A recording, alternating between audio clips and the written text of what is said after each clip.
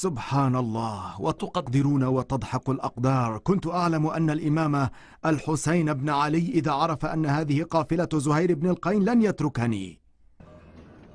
هل نزلت السماء على الأرض أو انشق القمر أم ماتت الشمس؟ لعله طلبك لحاجة ملحة. حاجة ملحة؟ حاجته الملحة هي أن ألبي دعوة الإمام وأسير معه إلى الكوفة. إذا دعاك لذلك فلا تقبل وتحجج. قل لديك الكثير من الشغل وأموالك بلا راع وتجارتك معطلة ولن تستطيع الذهاب معه. لا يا دلهم، الأفضل ألا أذهب وألا أتحجج بالتجارة والأموال. مكاني على السجادة هنا، أفضل لي أن أتاجر وأصلي. خير لي من أن أحشر نفسي وأنا في أواخر عمري في قضية فيها خسران الدنيا والآخرة. يا زهير، هذا ابن بنت رسول الله يدعوك، فوالله إن لم تذهب فقد ظلمت نفسك. اسمعيني، أنا منذ أن وقعت الفتنة بين المسلمين يا دلهم ودعت سيفي إلى الأبد، وأقسمت بربي إنني لن أدخل حربا يقف فيها المسلم ضد أخيه المسلم، وسيبقى سيفي قابعا في غمده. والآن لا أستطيع أن أنقض عهدي. الذهاب مع الإمام الحسين يعني الدخول في حرب لا يعلم عواقبها إلا الله تعالى. أراك تردد كلاما واحدا. ومن أراد منك نقض عهدك مع سيفك؟ من أراد أن تذهب مع الإمام الحسين؟ ولكن ليس من الأدب أن ترفض دعوة ابن بنت رسول الله وألا تسمع أقواله. لعلك خائف. وممن أخاف يا دلهم؟ وما أدراني، لكن هذا التحجج كأنما يدل على الخوف. هل تخشى أن يطلب الإمام الحسين بن علي منك أن تشارك بروحك أو بأموالك؟ فكر بشرفك وبماء وجهك. ماذا إذا سمع الناس أن زهيرا رفض دعوة سبط النبي؟ ألا يتهمونك بالمذلة والجبن؟ أخشى أن تصير مثلا سائرا يضرب به الأمثال في الخوف. أن يقال إنك تخلفت عن الالتحاق بالإمام الحسين. ليس زهير بن القين من يفعل ذلك.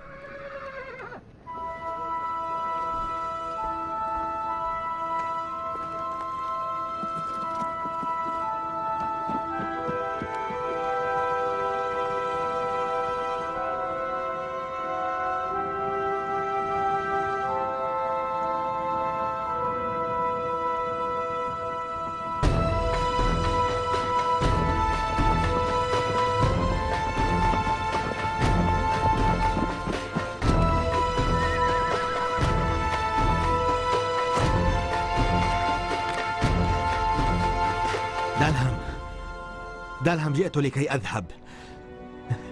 سبحان الله، أين ذلك التمنع من هذا الشوق والإصرار يا زهير؟ ماذا قال لك الإمام الحسين بن علي؟ سأذهب مع ابن بنت رسول الله. وأموالك ماذا تفعل بها؟ تجارتك ستتعطل. أموالي كلها لك يا دلهم، أنت هي كل دنياي. أهبك كل ما أملك من أموال وأملاك، وأطلقك لكي لا ينالك سوء. هل ستطلقني؟ الإمام الحسين لن يبايع يزيد، وأنا لدي أخبار موثقة أن ابن زياد قد كلف بقتل الإمام الحسين بن علي، وقد جيش أهل الكوفة بعد أن غرهم بالمال والخداع لحرب الإمام الحسين. والإمام الحسين لا جيش لديه، وأنا أعلم علم اليقين أن الذهاب معه يعني الموت، وبموتي ستكونين كالمطلقة، فالأفضل أن نترك بعضنا. اذهبي يا دلهم واهتمي بالأولاد والأموال.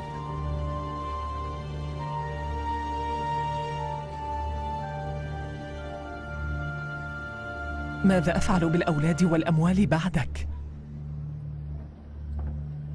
دلهم، الموت أمر محتوم، وكل حي هالك، فإن لم أمت اليوم فغدا أو بعد غد، فصبرا على الموت الذي لا بد منه.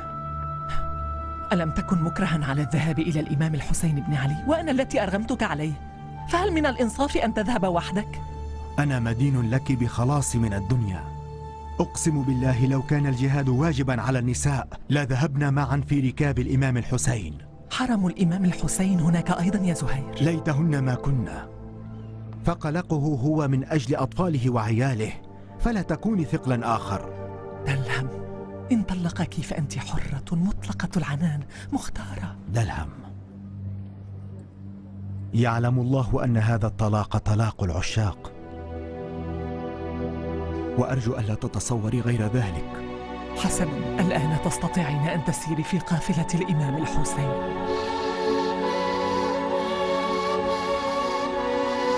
ولما كانت ليلة عاشوراء من محرم، أتم الإمام الحسين الحجة وقال: لقد أبحتكم فما في رقابكم مني ذمام أو حرج، وهذا الليل قد انسدل، فليأخذ كل رجل منكم بيد رجل من أهل بيتي وتفرقوا.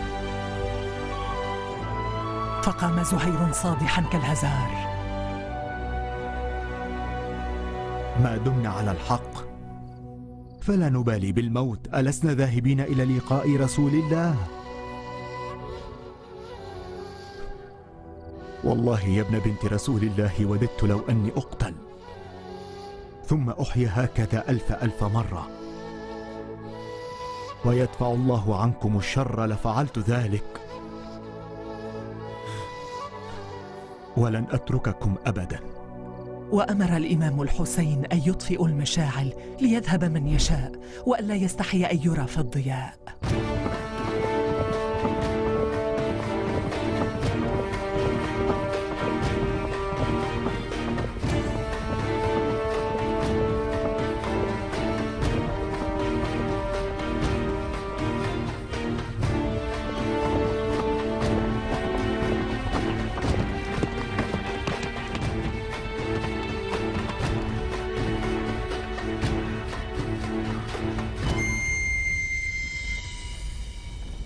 يا ابن ذي الجوشن، لقد سمعت أن أحرص الناس على حرب ابن بنت رسول الله هو أميرك عمر بن سعد الذي كان يتحسر على حكم الري، لكنه ليس راغبا وليس مصرا على قتل الإمام الحسين بن علي مثل إصرارك أنت، لأنك أنت من يوقد نار الحرب هذه. اخشى الله يا شمر، فكل نفخة تزيد بها اشتعال هذه الحرب تزيدك خسارة في الدنيا والآخرة، وإن الدنيا دار فناء وزوال متصرفة بأهلها من حال إلى حال، فالمغرور من اغتر بها وركن إليها. وتجيد غير الموعظة؟ أنت في ميدان الحرب لا على منبر المسجد. اغمد لسانك وجرد سيفك، فقد أبرمتنا بكثرة كلامك. هل هذا واضح يا ابن القين؟ حقا إن الكلام مع الذين تعربد السيوف سكرا في أيديهم الملوثة حرام. يا أهل الكوفة، أنا زهير بن القين البجلي. الكثير منكم يعرفني جيدا وكثير سمعوا عني. أنا تاجر معروف وقد أغناني الله من مال الدنيا. أنا أدركت رسول الله، وفي عصر الخلفاء الأربعة جاهدت معهم جميعا، وأنتم أمة رسول الله، وها قد جردتم اليوم سيوفكم على ابن بنت نبيكم الإمام الحسين، فهل تعرفون معصية أعظم مما تفعلون؟ يا ابن القين، أنت لم تكن على صلة بآل علي، فكيف نقضت بيعة أمير المؤمنين يزيد ووقفت مع الحسين بن علي؟ هل توهمت أن الحسين بن علي سيصبح ملكا على العراق وأنت وزيره؟ ها؟ لنفترض أننا كنا قد فكرنا فيما تزعمونه، فهل بقي شيء من ذلك الآن؟ أسألكم بالله يا أهل الكوفة، هل الحكم على العراق أعز من الروح؟ أقسم بالله إن الإمام الحسين بن علي لم يأتي إلى الكوفة إلا بعد أن كتبتم له أن أقدم علينا فلبى، فجاء إليكم هاديا وإلى الرشاد والحق داعيا، وهو أحق بالنصرة والمودة من ابن سمية. وإن صبت الرسول الأكرم لن يعطي بيده إعطاء الذليل ولن يبايع يزيد. إذا أمسك، فإنا قاتلوك وصاحبك.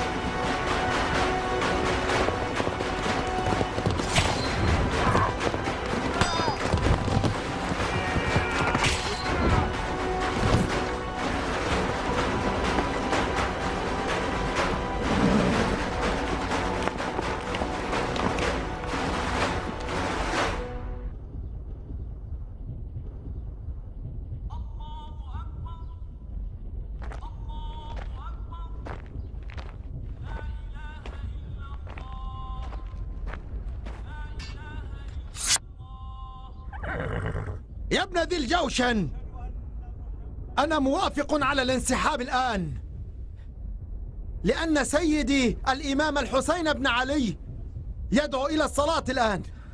فلنترك الحرب ريثما أذهب وأصلي، وأنتم حينها تستريحون برهة من الوقت يا شمر. يا ابن القين، إن رجعت إلى الميدان فأنا الذي سأمزق نحرك وسوف أقسم عنقك. ليتك تبقى مرة على كلامك وتثبت رجولتك. أنا عائد بعد الصلاة إلى الميدان ميالا لقتالك أنت، فإن تخلفت فأنت أقل من كلب.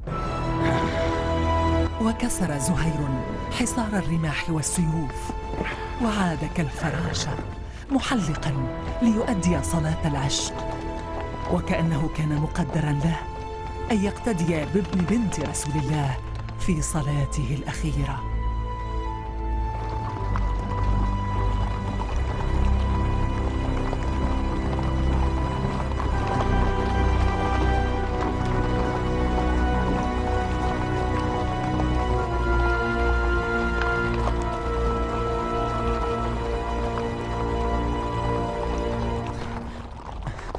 عار عليكم يا شمر، لا يزال ابن القين في الميدان مرتجزا. هذا أشبه بالمعجزة يا ابن سعد. ما هذه بالحرب وحسب، لا أبا له، كأنه فيل هائج كلما صاح فيهم صعق الرجال. ابن القين لا يعادل الحسين بن علي. وماذا ستفعلون مع الهاشميين سواعد الحسين بن علي والعباس بن علي؟ لا شك في أنه إن دخل الميدان فسيموت رجالك خوفا وفرقا. لن أستبعد ذلك. لا يقف أمام العباس بن علي إلا من يحمل قلب أسد. كفى قتال المناجزة، احملوا عليه جميعا، فليهجم الجيش كله على المخيم واكفونا شر الحسين بن علي. الحسين بن علي يريد أن يصلي، ويريد منا أن نؤجل الحرب ريثما يؤدي الصلاة. ليصلي يا شامر، ليصلي، واقضوا عليه بعد الصلاة مباشرة. أحقا تريدون أن تسمحوا للحسين بن علي بأن يصلي؟ الصلاة واجب شرعي يا بني، لا نستطيع أن نمنع الفريضة الواجبة. إذن خسرتم الحرب. ماذا تقول؟ هؤلاء جاءوا لقتال الحسين بن علي ظنا منهم أنه كافر وخارج عن دين الله، لكنهم عندما يرونه يترك الحرب من أجل الصلاة سيعرفون أنهم مغرر بهم. هذا نظر صائب. أليس كذلك يا شمر؟ نعم طبعا، إن رأي نجلكم صائب ودقيق للغاية، ولعل الحسين بن علي يريد أن يوقظ أفكار الكوفيين الغافلين. هل علينا أن نمنع الحسين بن علي من أداء الصلاة؟ قل. ماذا أقول؟ أنت القائد وأنا الجندي. لا يا شامر، لا، امنعوهم من الصلاة.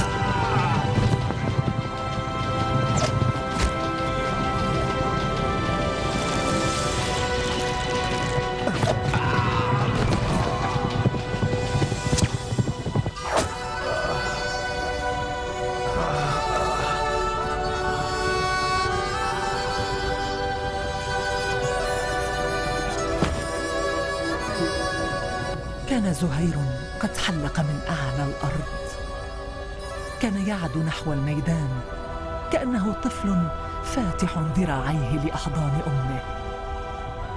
أتم الصلاة وذهب إلى الميدان عطشانا.